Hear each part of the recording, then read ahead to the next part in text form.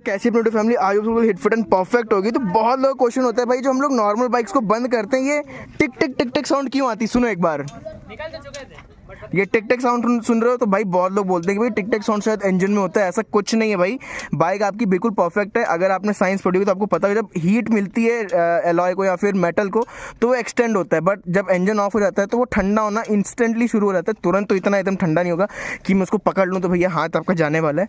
But इसमें जब ऐसा टिक टिक साउंड हो रही तो मतलब जो आपका मेटल है वो श्रिंक हो रहा है, क्योंकि ठंडा वापस से हो रहा है। सर्दियों में आपको ज़्यादा साउंड सुनाई देगी, गर्मी में इतना फील नहीं होगा। बट हाँ, अगर बाइक काफ़ी ज़्यादा ओवर हीट है, काफ़ी लंबा रन लेकर आ रही है तो डेफिनेटली आपको गर्मी भी सुनाई देने वाली है। तो ऐसी इन्फॉर्मेटिव वीडियो देखने के लिए भाई चैनल को सब्सक्राइब करो, वीडियो को लाइक करो एंड उनको शेयर करो जो बोलते हैं ये मेरी बाइक का एक स्पेशल चीज़ है। ठीक है।